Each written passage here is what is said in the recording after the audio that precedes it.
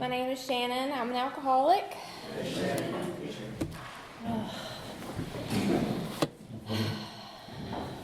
All right.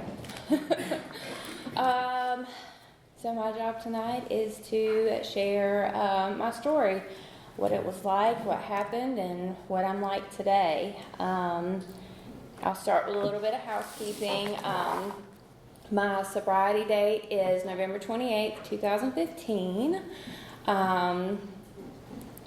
If I'm being totally honest, I am between home groups right now. I guess technically keeping it sober is still my home group, but I have returned back to a primary purpose.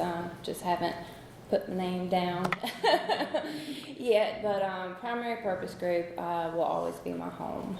This is where I got sober, and you know, I always feel home here, even though I'm super nervous right now. But hopefully I'll shake that in a few. So I guess I'll just start from the beginning. Growing up, I remember, some of my earliest memories are from, my mom and dad. My sister was a baby. There was a lot of discord in the family. I remember, my dad would leave and wouldn't come back for a few days. I never really thought anything of it until I got old enough to really know this is a family disease and it does run in my family. But I remember, early on not understanding, and I thought the world of my dad. I was definitely a daddy's girl, but my mom eventually left him, and I remember getting my first resentment at a very young age. I was probably like 5 years old, and I remember that was the first time I ever told my mom I hated her because she was leaving my dad, and I just didn't understand why. But anyway, getting older, my mother did remarry, and things really didn't get much better. Childhood wasn't all bad by any means, but it was rough. It was just, I came from a broken home, and the men in my life liked to drink a lot, and that just, it caused a lot of problems in the family. And my mom, later on, she ended up leaving him too and remarried yet again. So you can kind of see the trend in my life of not having a stable father figure, which I think is very important. But anyway, I'm just going to fast forward a little bit and get into probably middle school age is when I started kind of like venturing out. I was always really shy, really reserved, and didn't make friends very easily. But around middle school, people started paying attention to me a little bit, boys, and they were in with like the skater crowd, and they were like the bad boys, and some girlfriends too, but I fell in with that crowd. And I never really got into doing like too much bad stuff in middle school, but a little bit. I think the first time that I ever drank or did any other substances was, 6th or 7th grade, something like that. But I remember doing it and thinking it was like the worst feeling in the world at first, but I couldn't wait to do it again. Like, my friends seemed like they were having fun and cutting loose, and, eventually I started to love it. I guess I should probably have jumped back just a little bit, but growing up with all the discord and the fighting in the family, I felt like I constantly lived in a state of fear. And I remember hiding a lot. There were a lot of fights in the home, and I just remember being afraid, like all the time. And never really feeling comfortable in my own skin. And I really didn't know what any of that meant until, later on in life and into sobriety. But drinking and hanging out with my buddies and, getting into some little bit of trouble, it made those feelings go away. Once I got into high school, I started skipping class, and I did pretty well academically. I'm not really sure how, but I did.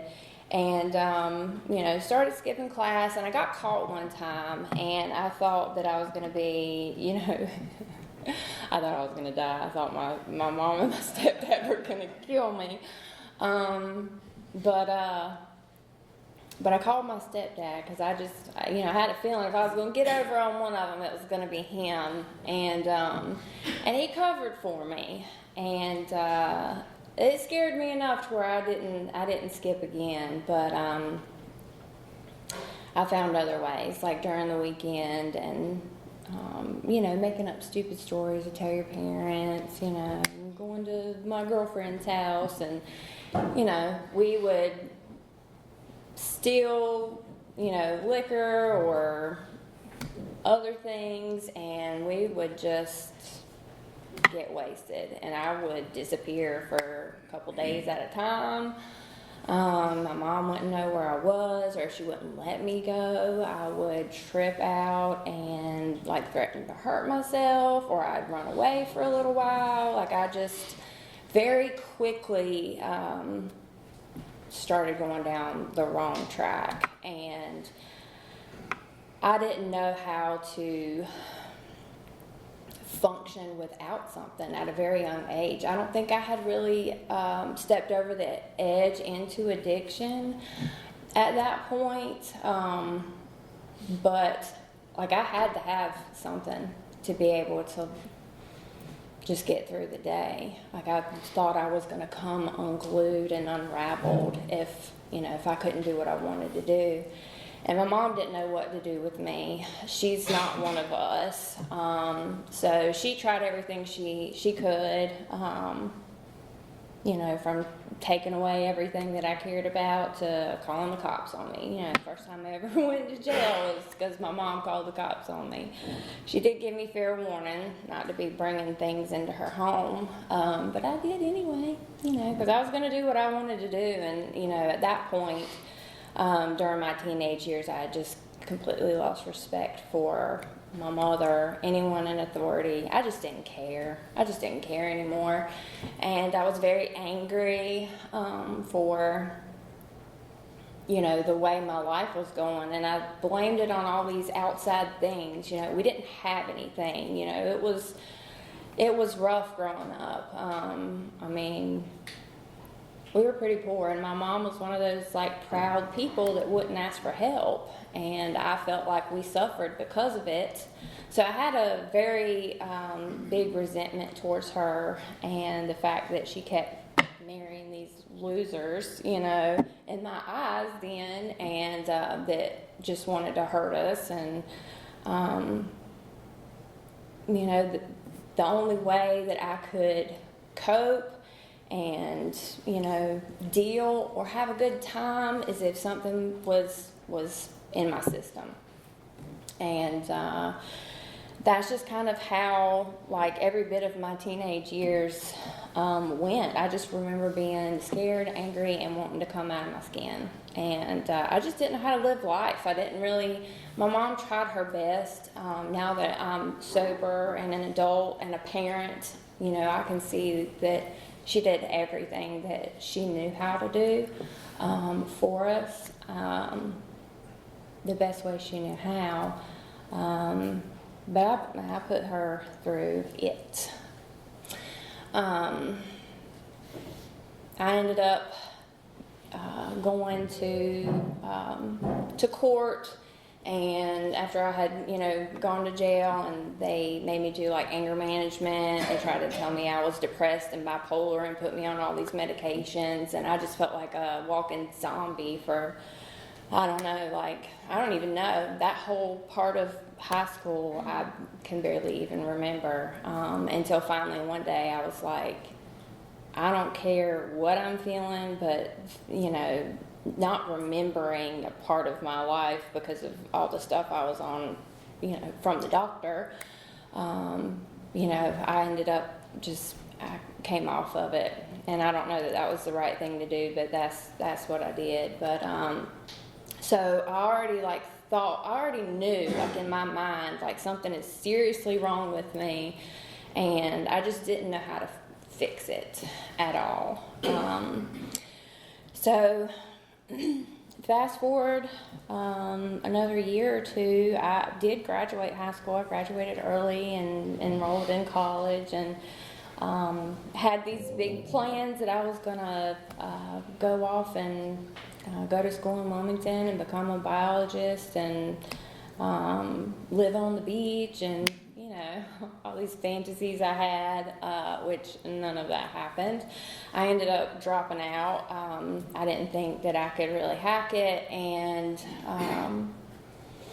I lost interest very quickly. I met a guy with a really fast car, money, things, and we ran off. And I moved to Florida. I don't even know that I told my mom. I just went.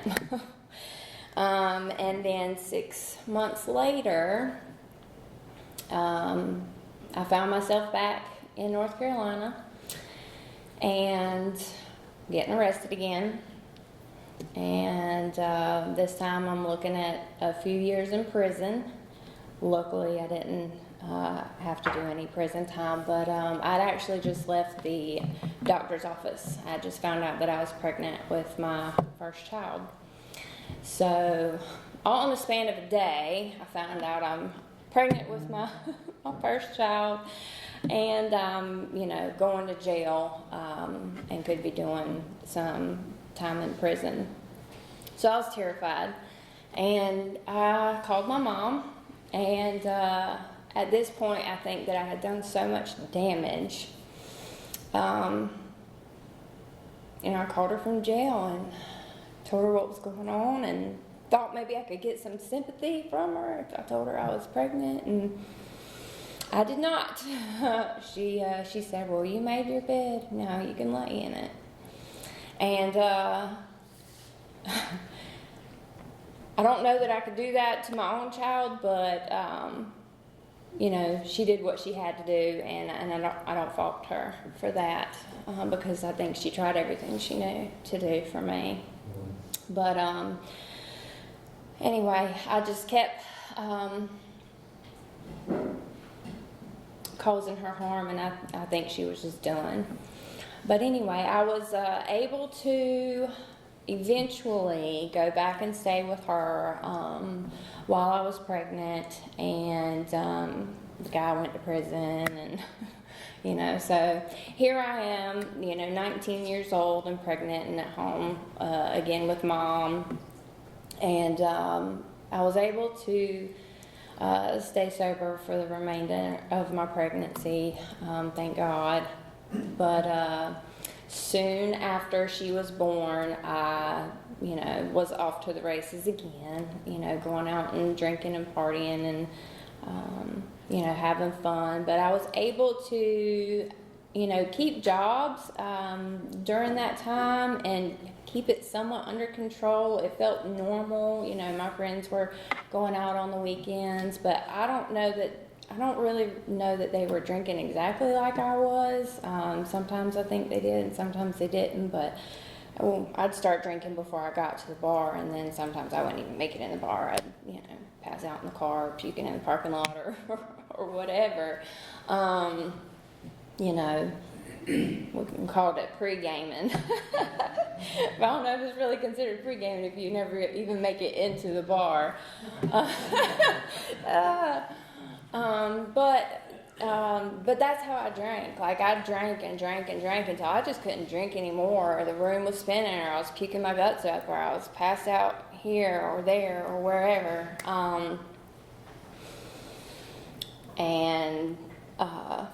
didn't know how I got certain places. You know, that's just what I did. I thought that's just what you did, you know, and it was fun, I think. But anyway, where are we going with this? So that was just kind of the pattern that I had, and then I met another guy at a bar who I'm actually married to now, but we hit it off pretty strong from the jump, and we both like to go out and drink and party, and you know, right away I knew I loved him and wanted to be with him forever, and we moved in together, and we had some fun, and then it got to where it wasn't fun anymore. And I think that at that point, and I don't know what triggered it, what happened or whatever, but that is the point in my life. It was back in 2009 where I think I crossed over into like full-blown addiction, and it was to the point where I couldn't go a day without putting something in my body or picking up a drink. Like, I had to have it. And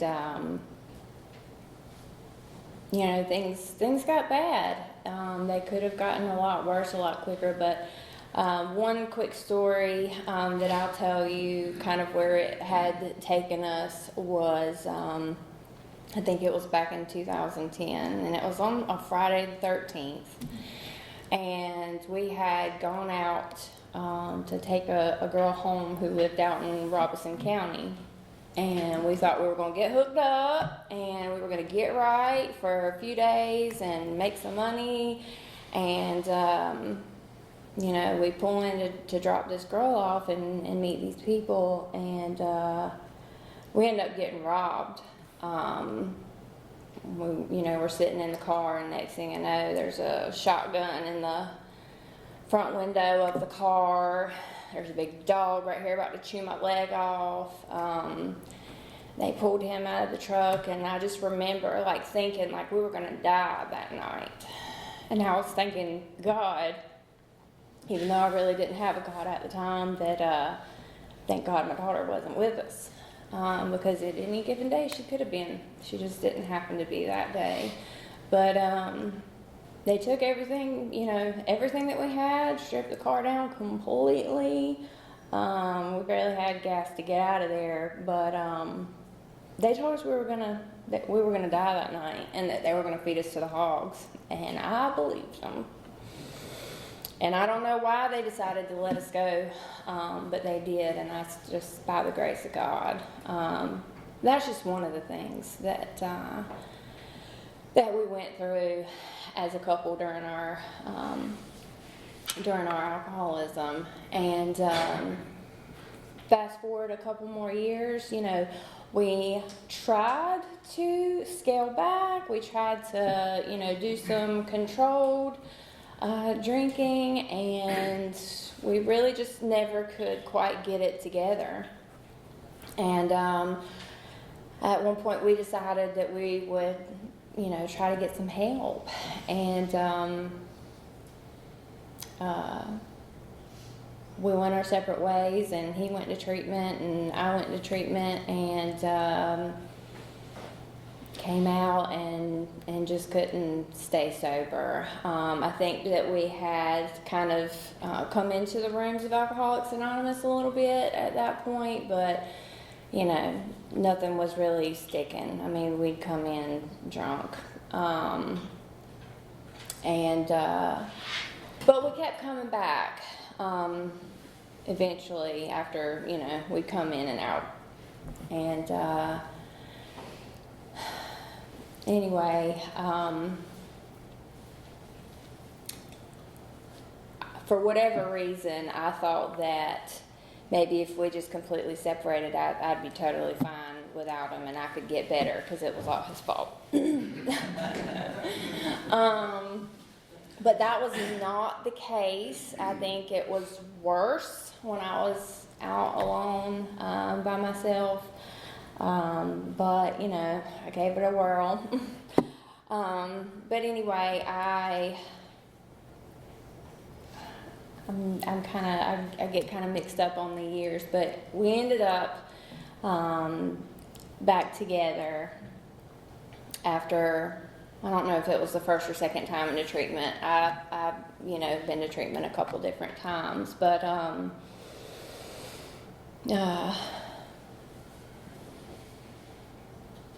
trying to get my timeline straight. I don't know that it really matters too much, but we had gotten back together, and we were living in a house that was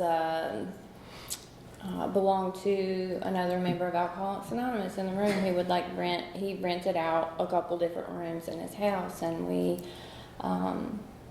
he was renting a house there, and, you know, or a room there, and he just, you know, I decided to move in. Didn't ask, I just, you know, moved in. So here we are, can't stay sober, living in a house that's supposed to be a sober house. 3 of us in a room, you know, my daughter, myself, and Jonathan, and, you know, we're not doing good. We're not doing good, and our time there was short-lived before we were getting the boot. We had to go because we weren't paying rent and we weren't contributing at all, and we were not sober. But this is how crazy, like, my thinking gets, you know, in active alcoholism. You know, get kicked out and we'd go stay somewhere for a couple of days, and we just sneak back in. You know, not gonna know. You know, there's no power in the house at this point. Everybody else had moved out, and, you know, we're just kind of squatting in a not so sober house, so we can, you know, drink and get high. And at this point, I can't hold a job, obviously. My daughter's kind of just staying at different friends' houses because I don't have, like, a safe place for her.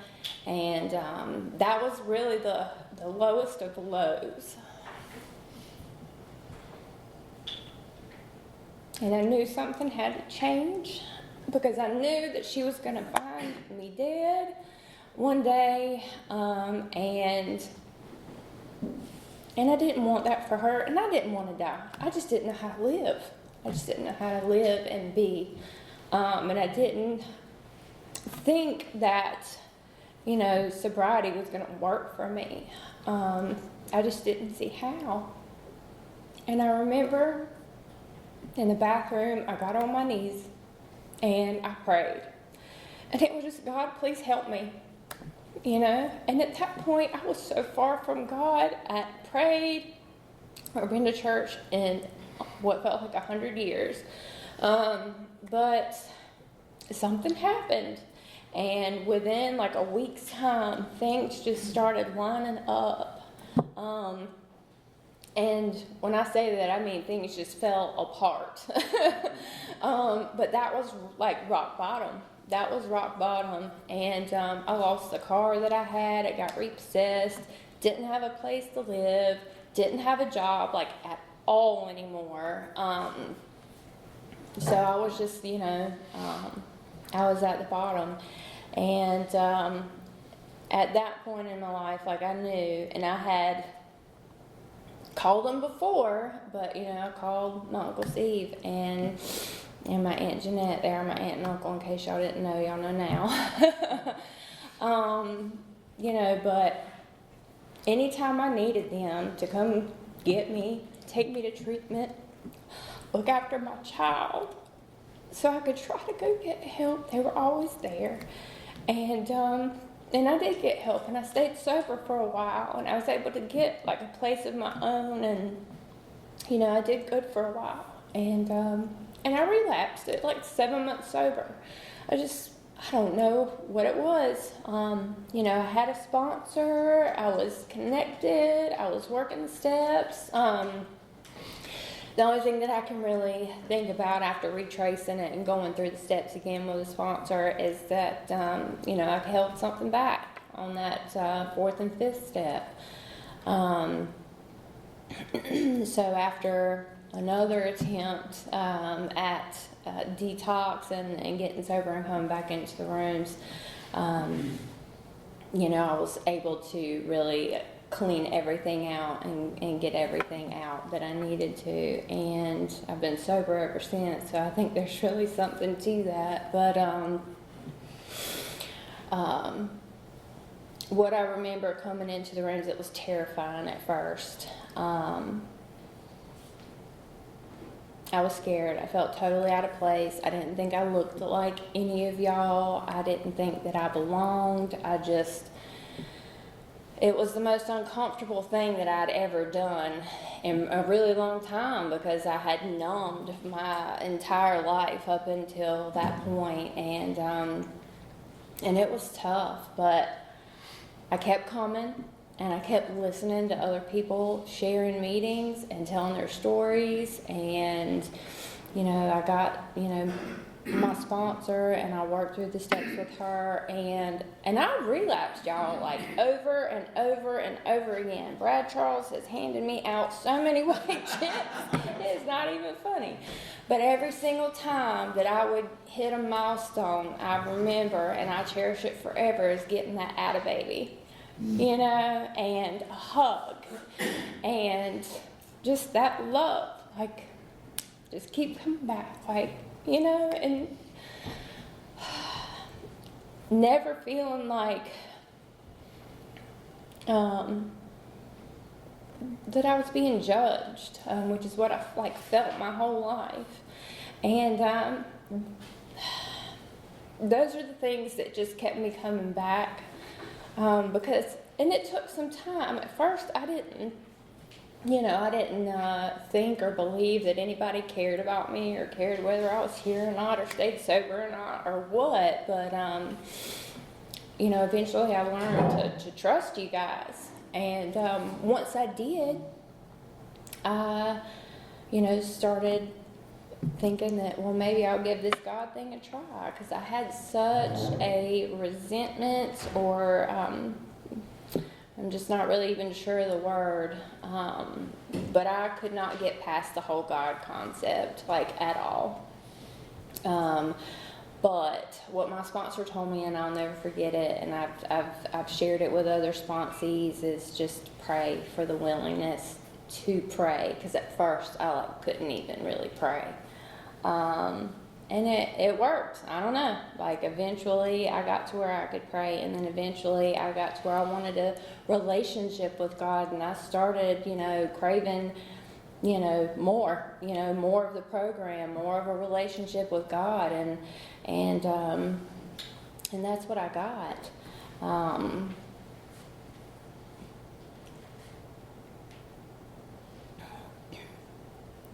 And eventually, you know, I started being able to work with other women, you know, going through the steps, and I'd go over to the Bethany house, and this was even before I was done with the steps, and I would just participate in there. You know, they would have meetings and go through the big book, and just hang out and spend time with them, and eventually I got to go back and sponsor some of those women, and, you know, I got involved in this home group, and we would take meetings to another treatment center, and I got really filled by doing those things, the service work that they, you know, tell you, or chairing meetings, and it's all, to me, it was all like super terrifying. It still is. I'm still nervous right now, but, you know, Alcoholics Anonymous has given me the courage to, like, step out of my comfort zone, and to do hard things. Like, I can do hard things, you know.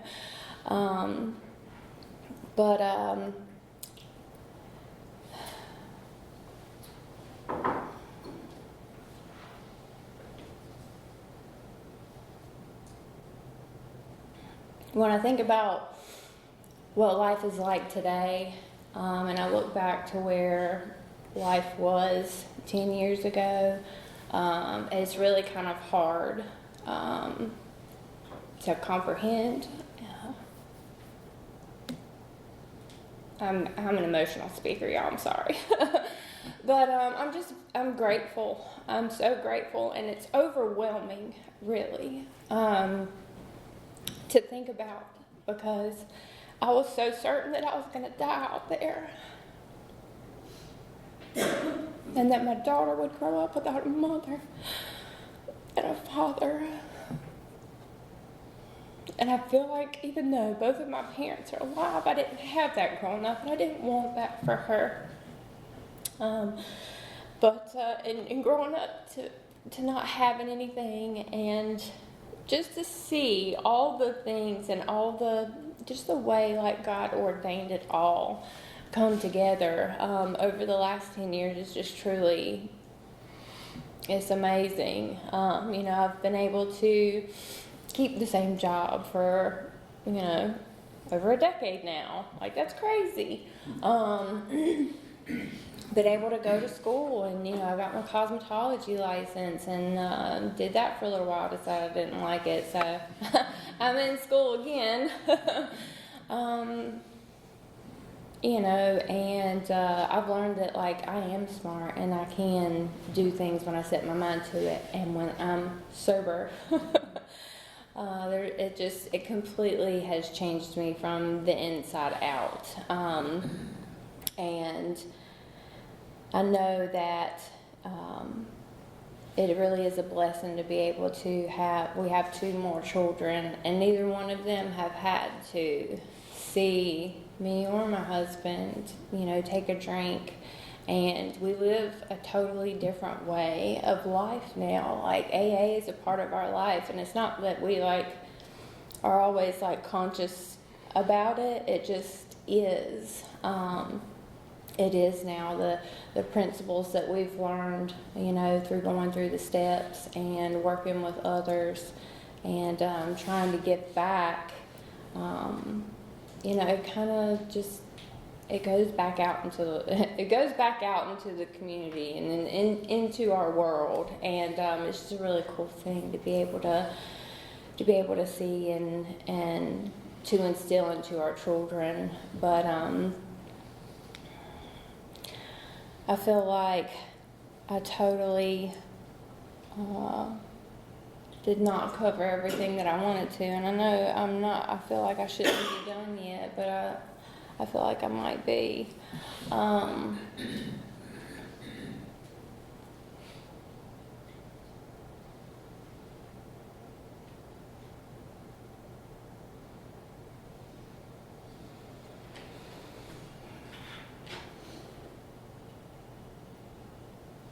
Yeah, I'm really grateful for Alcoholics Anonymous and the life that it's given me today. And yeah, I think that's it, Lynn. That's all you get, buddy.